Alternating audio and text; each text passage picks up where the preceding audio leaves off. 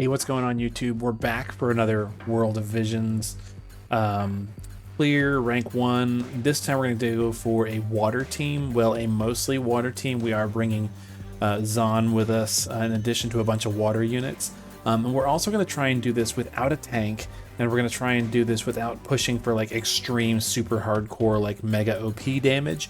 We're just going to try and do like a nice safe tank free, like just get in and get like just kind of the bare minimum scrape by and get like a good passable rank 1 score.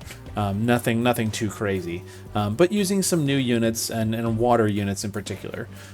So let's take a look at our team. We're going to go ahead and go into our infernal icon here, and you can see our team. So we've got Ethne, who is technically a water unit because she has the water category.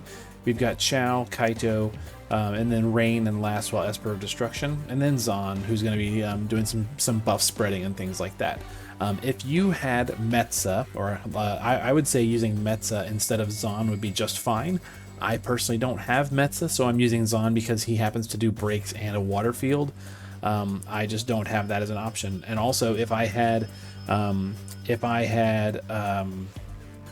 Sophie at EX2, I would be using Sophie instead of Rain, because she's got the better leader skill and she's got the 100 amp for everybody, so that would be better damage overall. Instead, we're just kind of stuck with what we got. So here's our team. Let's go ahead and take a look at the gear. Notice we have no tanks, so we're going to be gearing for a lot of fire resistance and stuff like that.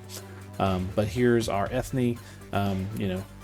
Nothing too surprising. We got some clash gear, some gear that primarily does fire resistance, so the silver sigil and Heinz hat, Mother's Return, those kinds of things give her fire resistance. Notice mine is only EX2, so I do not have an EX ability for her, and I do not have any EX abilities that she can wear that are going to give her magic. All of mine give attack, so it's kind of unfortunate. I'm really lacking in mage gear for EX abilities. It is what it is.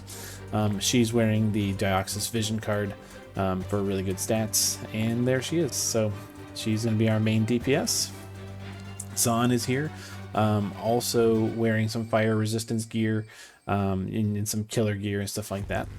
And there you have it. Lots of fire resistant killer gear. And then he's wearing a vision card that gives a beast killer buff to somebody on the party, and we're going to be giving it to Ethne, and then he's going to steal it from Ethne and spread it around the party. So there you go.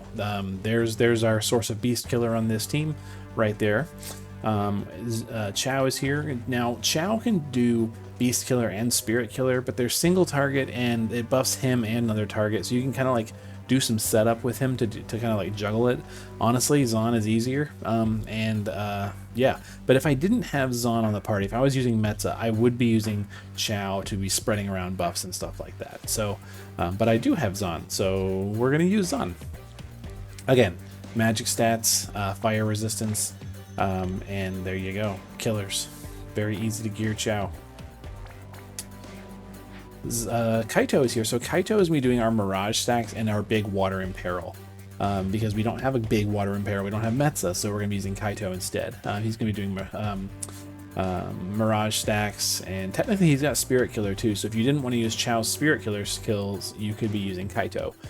Base form is just geared with a lot of fire resistance, and just like killers or not killers, just like spirit and resistances and stuff like that.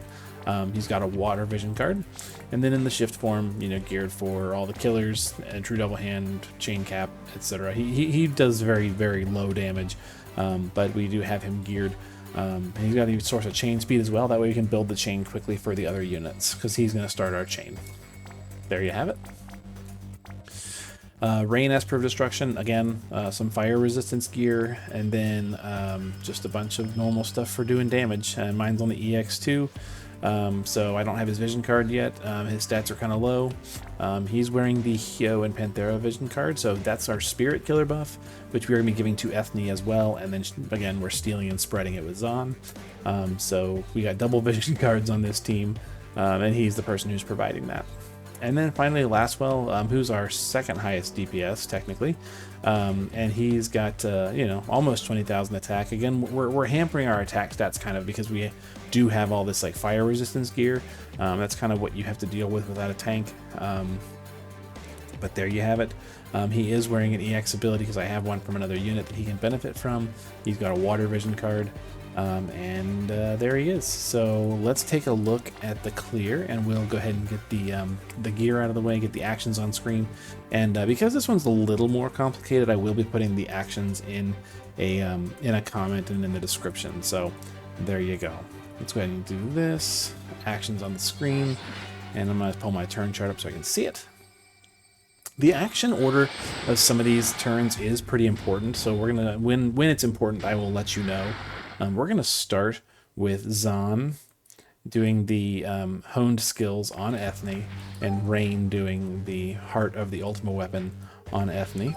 That way she's gonna have the killers on turn 3 at 250% that Zahn can steal. Ethne is gonna start us off here, and she's gonna use triple. She's gonna use Hope for Oblivion.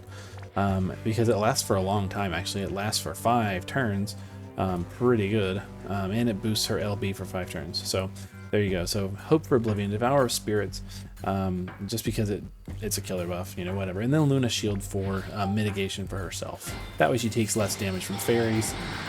There you go. Notice I did not imbue with water. We're gonna not imbue with water until the 3rd turn. That way we don't do too much damage. Chow is going to put up mitigations for the party. So he's going to do Bar Waterja, Shelga, and Protectka for some buffs and some mitigations. There you go. Cool.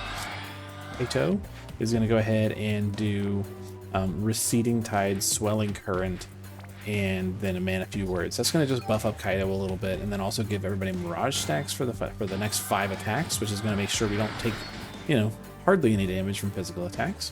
And then the last spell is using Phoenix, going to cast Bar Firaga. So with that and all of our gear, we should take pretty much no damage here the first turn. There you go. Now I've worked it out, and we take a little bit of damage on turns 2 and 3. But it's pretty manageable. We don't take so much that we like lose the damage taken score, so it's okay. Ethne is going to start this turn with Black and Rainbow. Zahn is going to triple. He's going to do Thick Fog, Enervating Eclipse, and Deadly Daggers. Big breaks on the boss. That's why we're not imbuing with water, because we don't want to do too much damage. Chow is going to use triple here. He's going to do Tome of Beasts and Tome of Fairies on Ethne, just because I want something to do. And then Ocean Magic. That's going to give everybody a nice big water amplify buff. But his Ocean Magic does not imbue the party. It's very important to keep that in mind. So it's just an amplify without an imbue. We're going to get an imbue next turn. It's not a big deal.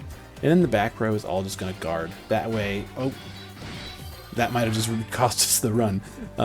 That way we take minimal damage here on this turn. We'll see if that ruins our entire run. I should have guarded last well. Not too bad. We only took 623 damage. We're okay.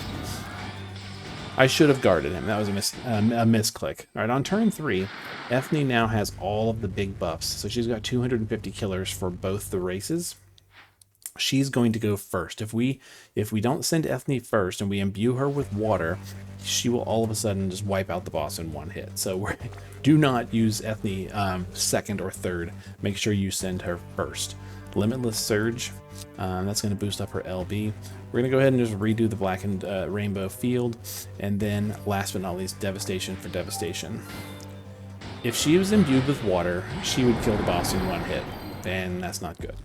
Next, Chow is going to go second, and Chow is going to finally imbue us with water. So we're going to get an Waterga. Now we're imbued with water, and then we're going to cast Malediction of Water and Fluffy Watchdog. See, a lot of damage before once we're imbued with water. From here, Kaito is going to use his water support, so Aqueous Infusion, Pure Liquid Infusion, and then just one of his attacks, Cascading Slash is fine.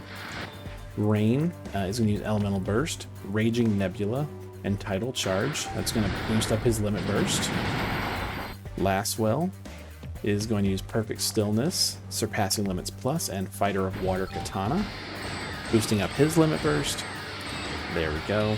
And then Zahn is just going to Elemental Mirror on Ethne, Fatal Mirror on Ethne, and then Projected Mirror to give everybody all those buffs. We are going to take a little bit of damage here. Not too bad. We shouldn't take so much that we miss the score again. Okay, very minimal. Triple digit damage for people who take it. Some people even took double digit damage, not too bad. And now we're on turn 4 where everybody's SLBs activate. So Kaito is going to go first in the chain, and he is going to be chaining with his Shift Limit Burst, chaining with Zahn's SLB. Now, I know normally Zahn is kind of a damage dealer. You want to use him to do damage, but honestly, he does not do as much as the other units because he does not have access to a big 100% amp or bigger. So we're going to let him and Kaito start the chain. Next in the chain is going to go Rain with Tidal Explosion, his SLB, and then last of all with Sky Blue, Navy Blue, his SLB. And so it's going to go Kaito, Zahn, Rain, Lastwell, and then finally Ethne, because she's going to put up a 90 Spirit Break, and then Chao last. And we're going to let Kaito and Zahn build the chain up first, let it get nice and full, and then send the other two. So it's going to go kind of like this.